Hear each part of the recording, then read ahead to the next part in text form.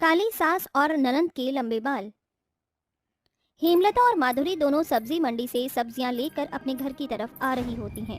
उन दोनों को देखकर गांव की औरतें कहती हैं, देखो तो सही, दोनों माँ बेटी कितने मजे से चलती हुई आ रही हैं। ये कितनी काली है तो दूसरी के लंबे बाल। लगता है इसकी बेटी पिछले जन्म में कोई डायन होगी, तभी इसके इतने लंबे बाल हैं, वरना इतने लंबे बाल होना कोई मामूली बात थोड़ी है। अच्छा, ये डायन तो ठीक है, लेकिन इसकी कोयले की खदान माँ का क्या रोल? यानी कि इसकी माँ भी तो कुछ ना कुछ होगी पिछले जन्म में। हाँ हाँ, मैं जानती हूँ। अरे इसकी माँ पिछले जन्म में काली भैंस होगी, तभी इस जन्म इसका रंग काला है। सभी लोग उनका मजाक उड़ा रहे होते हैं। आखिर इन गांव की औरतों को हमसे दिक्कत क्या है? ना हम इनसे मतलब रखते हैं और ना ही इन्हें कुछ बोलते हैं, लेकिन फिर भी देखो हमारे पीछे ही पड़ी रहती है। अरे माँ, लोगों का काम तो बोलना ही है। शायद इन्हें हमसे जलन होती है, तभी हमारे बारे में ऐसी बातें करती हैं। आप उनकी बातों का बुरा मत मानो और ना ही उनकी बातों पर ध्यान दो। चलो घर चलते हैं। दोनों माँ बेटी घर आ जाती हैं, जिसके बाद वो दोनों घर के कामों में लग जाती हैं। देखते ही देखते शाम हो जाती है। शाम को जब रोहन और अमित घर लौट आते हैं तो हेमलता उन्हें देखकर कहती है, अच्छा हुआ आप आ गए। चलिए अब आप दोनों हाथ मुंह धो लीजिए, उसके बाद मैं खाना परोस दूंगी। हेमलता की बात सुनकर दोनों अपने हाथ मुंह धोकर खाने की टेबल पर आ जाते हैं, जिसके बाद सभी लोग खाना खा रहे होते हैं। तभी राहुल कुछ देर खाना खाते हुए अपने माता पिता को देखता है, जिसके बाद वो सबसे कहता है, देखिए, ये बताते हुए मुझे बहुत अजीब सा लग रहा है, लेकिन क्या करूं, बिना बताए तो बात होने से रही। दरअसल मुझे अपनी ज़िंदगी को लेकर कुछ कहना है। अरे बेटा, इसमें पूछने की क्या बात है? जो तुम्हारे मन में है वो सब कह दो। हेमलता के कहते ही रोहन अपने दिल की बात कहता है। मैं एक लड़की से कई सालों से प्यार करता हूँ और उसी से शादी भी करना चाहता हूँ। मुझे नहीं पता कि आप लोग क्या कहोगे क्या नहीं, लेकिन मैं शादी सिर्फ उसी से करूँगा। ये सुनते ही उसके घर के सभी लोग मुस्कुराते हैं। तभी अमित कहता है, ये तो बहुत अच्छी बात है बेटा, जो तूने अपने दिल की बात खुद अपने मुंह से हमसे कह दी है। अगर कोई तीसरा आकर कहता तो हमें बहुत बुरा लगता, लेकिन तुम चिंता मत करो, जिसे तुम प्यार करते हो मैं तुम्हारी शादी उसी से करवाऊंगा। अपने पिता की बात सुनते ही रोहन को बहुत खुशी मिलती है और वो खुशी खुशी खाना खा लेता है। अगले दिन वो अपनी गर्लफ्रेंड नित्या को अपने घर अपने परिवार से मिलवाने ले आता है। नित्या, ये मेरी छोटी बहन है और ये मेरी माँ और ये मेरे पिताजी हैं। रोहन के ये कहने पर नित्या एक एक करके सभी के पैर छू लेती है। ये देख अमित बहुत खुश होता है, लेकिन वहीं दूसरी तरफ दोनों माँ बेटी के मन ही मन में एक बात चल रही होती है। अरे ये क्या, ये तो बहुत सुंदर और गोरी है। इसके इस घर में आने के बाद तो मेरा बेटा और मेरा पति मुझे भूल ही जाएगा। सब लोग मेरी बहू के ही गुणगान करेंगे। मेरी होने वाली भाभी के बाल कितने बड़े हैं, इसका मतलब अब मेरे बालों के बारे में कोई पूछेगा नहीं और ना ही ये जानने की कोशिश करेगा कि मेरे लंबे बाल कैसे हुए। तभी नित्या बोलती है, अरे रोहन, तुम्हारा परिवार तो बहुत अच्छा है। मैंने तो सोचा भी नहीं था कि सब इतने अच्छे होंगे। हाँ बेटी, और तुम भी बहुत अच्छी हो। अब तो तुम इस घर की बहू बनने वाली हो। मैं कल ही तुम्हारे पिताजी से तुम्हारे घर रिश्ता मांगने आ जाऊंगा। ऐसा कहने के बाद अमित अपने ऑफिस के लिए निकल जाता है। अपने परिवार से मिलवाने के बाद रोहन नित्या को उसके घर छोड़ आता है। ऐसे ही कुछ दिनों में रिश्ते की बात पक्की हो जाती है और एक दिन रोहन नित्या को शादी करके उसे अपने साथ पूरी बारात के साथ घर ले आता है। आओ बहू, अंदर आओ, तुम्हारा इस घर में स्वागत है। नित्या की खूबसूरती देखते ही गांव की सभी औरतें एक दूसरे के कानों में फुसफुसाने लगती हैं। बाप रे बाप, देखो तो सही कितनी सुंदर और गोरी चिट्टी है इनकी बहू। अरे भगवान के भी अलग ही खेल होते हैं। इसके लंबे बाल और इसकी खूबसूरती ने तो माहौल में चार चांद ही लगा दिए। यकीन नहीं होता कि हेमलता बहन ने आखिर पिछले जन्म ऐसे कौन से अच्छे कर्म किए थे जो उसको इतनी सुंदर और संस्कारी बहू मिली है। गांव की औरतों की बातें हेमलता और नित्या के कानों तक पहुंच ही जाती हैं, जिसके बाद वो बहुत ही जल्दी सारे फंक्शनों को खत्म कर देते हैं और मेहमानों को अपने घर जाने के लिए कह देते हैं।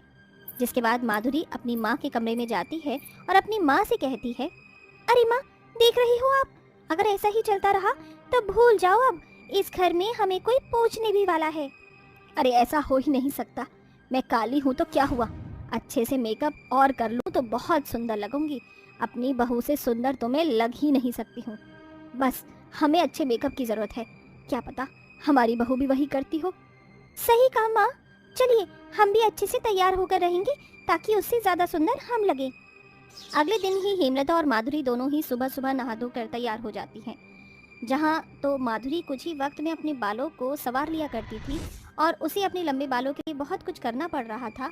जैसे ही वो दोनों तैयार होकर नाश्ते की टेबल पर आते हैं, उन्हें देखते ही अमित और रोहन दोनों हंसने लगते हैं। अजी क्या हुआ, आज इतना हंस क्यों रहे हो? भाग्यवान, ये क्या हालत बना रखी है तुमने अपने चेहरे की। अरे जरा देखो खुद को, ये सब क्या लगा रखा है तुमने। अरे आपको क्या पता, ये तो आजकल का फैशन है, फैशन सभी लोग करते हैं। अपनी बहू को ही देख लो, वो भी तो मेकअप लगाकर ही इतनी सुंदर लगती है। नहीं नहीं, ऐसा नहीं है माँ जी, मैं अपने चेहरे पर कभी भी मेकअप या कुछ भी नहीं करती हूँ।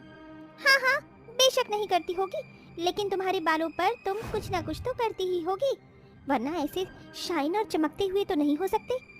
अरे माधुरी बहन, तुमने ये बालों का क्या हाल मचा रखा है। कितनी गंदी बदबू आ रही है तुम्हारे बालों से। आखिर क्या लगाया है तुमने? मैंने तो मछली वाला ऑयल लगाया है, बाल हमेशा शाइन और चमकते रहते हैं। शायद भाभी भी उसी का इस्तेमाल करती होंगी। हे भगवान, मेरी प्यारी ननंद, तुम्हारे तो पहले ही बहुत प्यारे और सुंदर बाल हैं, ऊपर से मुझसे ज्यादा लंबे भी हैं, तो तुम्हें अपने बालों के लिए कुछ करने की जरूरत नहीं है। मैं भी अपने बालों पर कभी कुछ नहीं करती हूँ, वो तो नेचुरल है। बस कर बहू, मैं सब जानती हूँ, तू हमसे चिढ़ रही होगी क्योंकि हम आज तुझसे ज्यादा अच्छे लग रहे हैं। हाँ माँ, जाने दो इन्हें, इन्हें तो कुछ भी नहीं पता। चलो हम दोनों बाजार चलते हैं। ऐसा कहने के बाद वो दोनों माँ बेटी बाजार के लिए निकल जाते हैं, जिसके बाद गांव के सभी लोग उन्हें इस प्रकार देखते हैं जैसे बावले गांव में ऊंट आ जाता है। अरे अरे, एक तो बेचारी काली, ऊपर से इतना गंदा मेकअप कर रखा है। अब क्या कर सकते हैं, बूढ़ी गौड़ी लाल लगाम किसी के काबू थोड़ी आती है। ऊपर से बाजार में ये मछली की गंदी बदबू कहाँ से आ रही है? कहीं इस कल्लो मैया की बेटी ने तो अपने बालों में मछली का तेल तो नहीं लगा लिया? गांव के सभी लोग उन दोनों को घूर घूर कर देख रहे होते हैं, जिसके चलते उन्हें बहुत एम्बैरेसिंग लगता है। वो बिना कुछ खरीदे ही वापस लौट घर आती हैं, जिसके बाद उन्हें अपनी गलती का एहसास होता है। उनके उतरे हुए चेहरे देख नित्या उन दोनों के पास आती है और कहती है, आप दोनों को परेशान होने की जरूरत नहीं है, मैं समझ सकती हूँ, लेकिन आप दोनों को ये सब चीजें करने की भी जरूरत नहीं है। आप तो पहले से ही सुंदर हो, किसी के बोलने या ना बोलने से क्या फर्क पड़ता है? नित्या की बातें सुनकर हेमलता और माधुरी दोनों नित्या से माफी मांगते हैं, जिसके बाद नित्या उनकी मदद करती है और उन दोनों को धीरे धीरे लाइफस्टाइल के बारे में थोड़ा नॉलेज देती है। ना तो अपने लंबे बालों से परेशान वो होते हैं और ना ही अपने कालेपन से दुखी होते हैं। कलावती के 5 बेटे अलग अलग स्टेट में एमएनसी कंपनी में लगे हुए थे। ऐसे ही एक दिन घर में कलावती अकेले काम करके कहती है, हे भगवान, मैं तो घर का काम करते करते थक जाती हूँ। कब मेरे 5 बेटों की 5 बहू आएंगी और मेरा हाथ बटाएंगी। जरा नवीन गौरव को फोन करती हूँ और आज ही शादी की बात करूंगी। इतना कहकर कलावती अपने बेटे को फोन करती है कि दरवाजे पर दस्तक होती है। वो जैसे ही दरवाजा खोलती है तो देखती है, अरे मेरे बच्चे, मैं अभी तुम्हें ही कॉल करने वाली थी। तुमने तो मुझे सरप्राइज दे दिया। पर ये तुम दोनों के साथ में लड़की कौन है? माँ मुझे माफ कर दीजिए, पर मैंने आपको बिन बताई काव्या से शादी कर ली। और माँ, मैंने भी शादी कर ली, पर मुझे नहीं पता था भैया शादी करके आएंगे। मैंने निमृत से शादी कर ली है। वाह बेटा, तुम दोनों ने मिलकर बहुत अच्छा गुल खिलाया। पर गौरव बेटा, तू ये बता, तूने कौन सी लड़की से शादी करी है जो ये गले में कटार पहनी है? माँ, मैंने निमृत से गुरुद्वारे में शादी की है। दरअसल वो पंजाबन है। काम के दौरान मेरी उससे मुलाकात हुई। धीरे धीरे हम दोनों एक दूसरे से प्यार करने लगे और आप मानती नहीं, इसलिए हमने एक दूसरे से शादी कर ली। माँ जी, सत श्री अकाल। दोनों चिंता करने की कोई लोड़ नहीं है, अब से सारा काम मैं कितना सी। हे भगवान, ये क्या हो गया? अरे बेटा, एक बार मुझसे पूछ तो लेता, लेकिन नहीं। कर लो, तुम्हें अपने मन की जो करनी है। माँ जी, आप मुझसे परेशान क्यों हो रही है? मैं तो एक हिंदू धर्म की बहू हूँ, सिख तो वो है। मुझे अपना आशीर्वाद दीजिए। ये बोलकर काव्या कलावती के पैर छूती है तो वो उसे आशीर्वाद देती है। दूधो नहाओ, पूतो पलो, जाओ दोनों आराम करो। मैं तो तुम्हें ही याद कर रही थी, वो भी शादी करने के लिए। पर मुझे क्या पता था मेरे मन की इच्छा इतनी जल्दी पूरी हो जाएगी, वो भी ऐसे। माँ, अब जो हो गया सो हो गया। हमने इतना बड़ा भी कोई गुनाह नहीं कर दिया। हाँ ठीक है, जाओ। मैं कहाँ कुछ कह रही हूँ अब। ये बोलकर बच्चे जाते ही हैं। इतने में कलावती के 3 बेटे अलग धर्म की लड़कियों से शादी कर घर में आ जाते हैं। तीसरे बेटे ऋषभ ने मुस्लिम समाज की आशा से निकाह कर लिया था, तो वहीं चौथे बेटे चेतन ने मारिया नाम की क्रिश्चियन लड़की से शादी कर ली थी और 5वें बेटे साकेत ने साउथ की चिन्नम्मा से शादी कर ली थी। ये देखकर वो अपने सिर पर हाथ मारकर जमीन पर बैठ जाती है। हे भगवान, मेरे 2 मूर्ख बेटे कम थे क्या जो तीनों ने अपनी लुटिया डुबा ली। अरे करम जलो नास पीटो, इसी दिन के लिए तुम्हें मैंने बड़ा किया था कि तुम अलग अलग धर्म की बहू ले आओ। बहू तो ऐसे लाए हो जैसे मैंने अलग अलग कंट्री के ब्रांडेड कपड़े मांगे हो। माँ, अब जो हो गया सो हो गया। मैं समझता हूँ जो मेरा डिसीजन रहा है वही चारों भाई का रहा होगा। हाँ, यही कि तुम्हें काम करते करते वहाँ की अलग धर्म की लड़की से प्यार हो गया और शादी करके ले आए। बस मुझे अब और कुछ नहीं सुनना, जिसको अपने मन की करनी है करो। और प्लीज मॉम जी, अब मान भी जाइए, वैसे बहुत गर्मी लग रही है। कुछ है नहीं क्या एसी वगैरह? नहीं, तुम्हें ऐसे ही रहना होगा। या अल्लाह, यहाँ कितनी गर्मी है, अब हम कैसे रहेंगे यहाँ पर? जैसे रहते हैं वैसे रहना पड़ेगा, वरना मैं तुम्हें अपनी बहू के रूप में नहीं स्वीकार सकती। आइए, इसका मतलब हमको गर्मी में विदाउट एसी कूलर पसीने में होने पड़ेगी। हाँ बिल्कुल, ये तुम्हारा कोई अमीर खानदान नहीं है, गरीब ससुराल है, अब रहो। इतना कहकर कलावती गुस्से में अपने कमरे में चली जाती है। वहीं सभी बहू बेटे भी अपने कमरे में चले जाते हैं। अगले दिन कलावती की पांचों अलग अलग धर्म वाली बहू जल्दी उठकर घर के काम करने लगती हैं। तभी चिन्नम्मा बहू कहती है, आइए, मेरे को तो अभी से ही बड़ा गर्मी लगती, और इस गरीब ससुराल में तो वैक्यूम क्लीनर भी नहीं होती, हाथ से पोछा लगाना पड़ती। ऐसा तो कुछ भी नहीं होता है, मैंने इस गर्मी में चूल्हे ते काम करना पैंदा है। ऐसा तो मैं गैस स्टोव विच घर काम करती सी।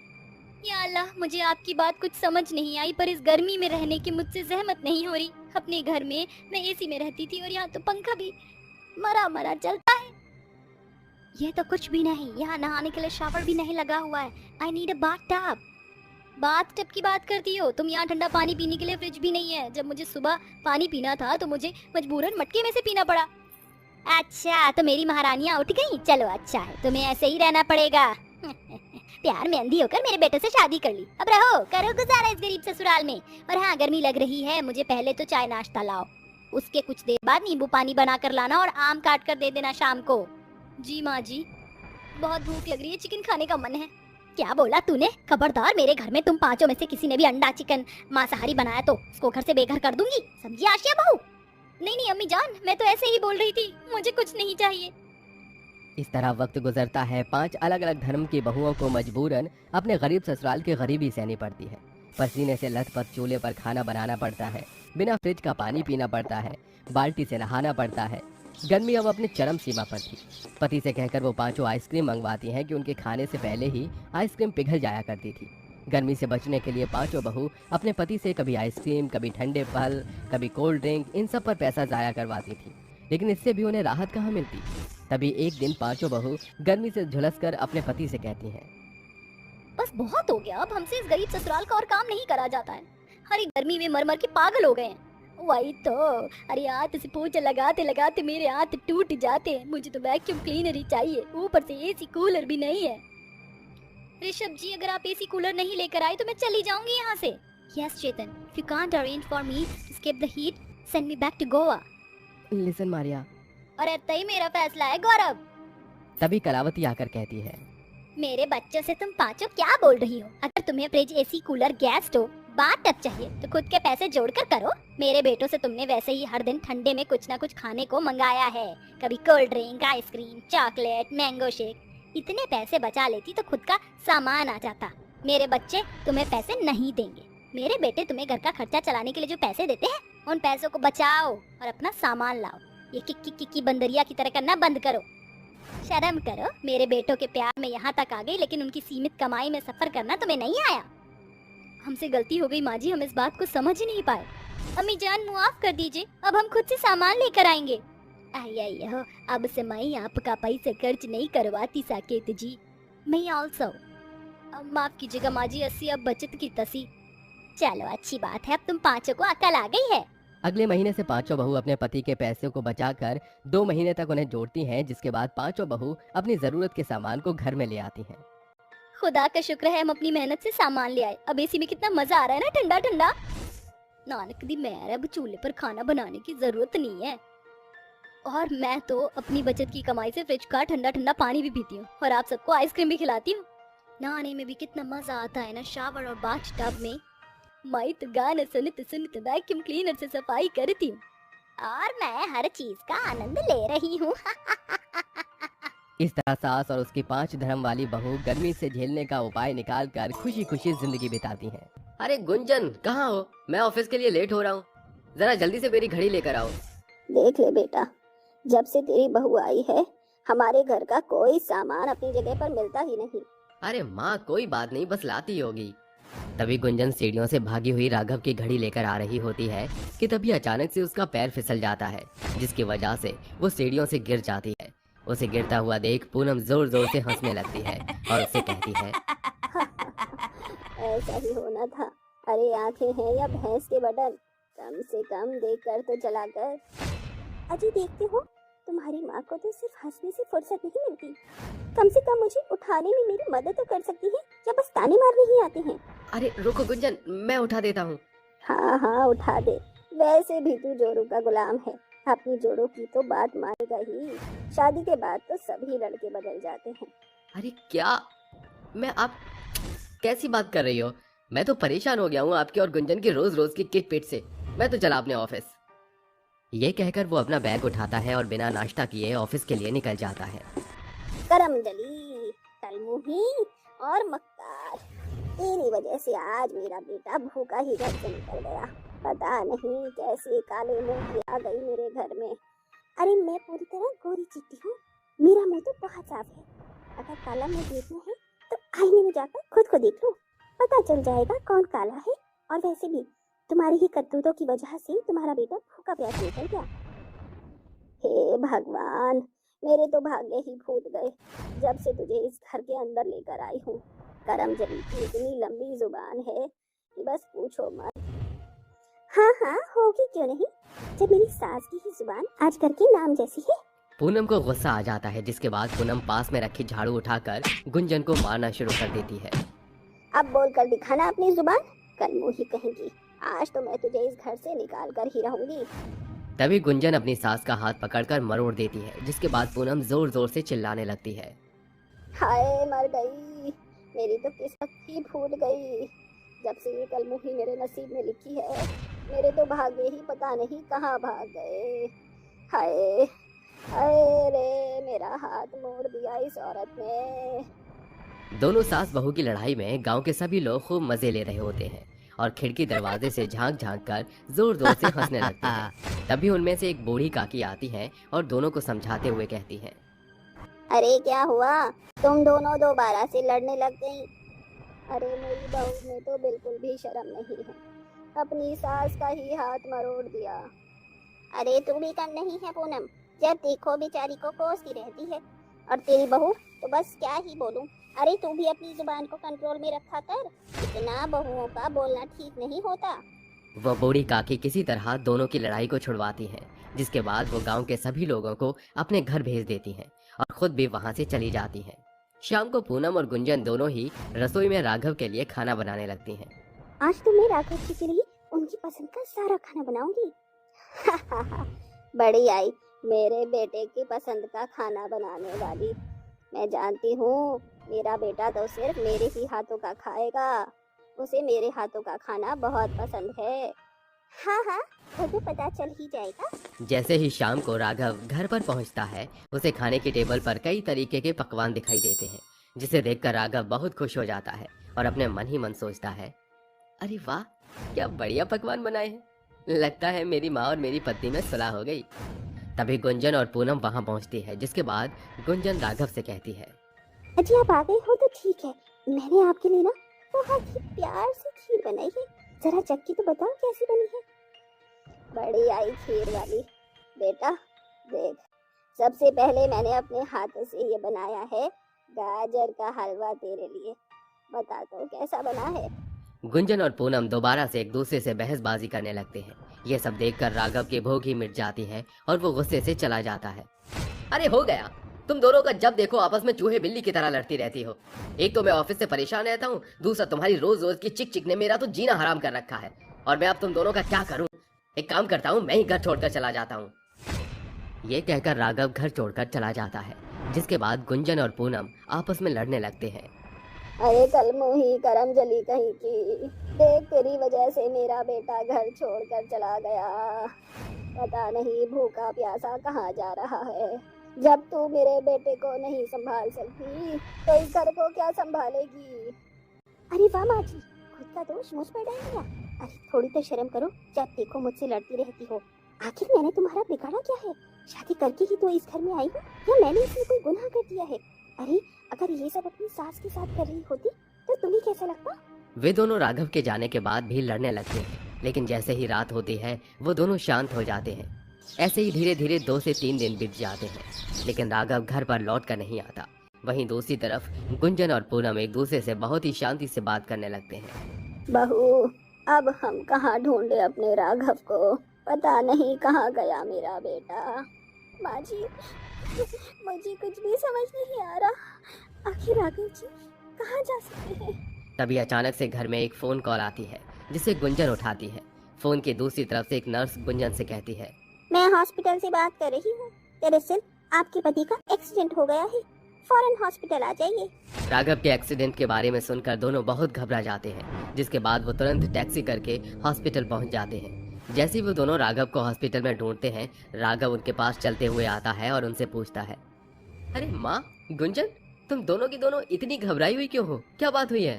बेटा, तू ठीक तो है ना? भगवान का लाख लाख शुक्र है कि तुझे कुछ नहीं हुआ। ऊपर वाले ने मेरी सुन ली। मैं तो आज किसी को भी मुंह दिखाने लायक नहीं होती। हम माफ कर दीजिए राघव जी। आज के बाद हम दोनों कभी नहीं लड़ेंगे। बस आप हमें छोड़कर कहीं मत जाइएगा। राघव अपनी पत्नी और माँ की बात सुनकर अचानक हंसने लगता है और हंसते हुए कहता है, अरे जान बची तो लाखों पाए, लौट के बुद्धू घर को आए। वैसे तुम दोनों को बता दूं कि मुझे कुछ नहीं हुआ है। दरअसल मेरे दोस्त का एक छोटा सा एक्सीडेंट हो गया था, तो मैंने सोचा कि तुम दोनों के साथ थोड़ा सा मजाक कर लूं।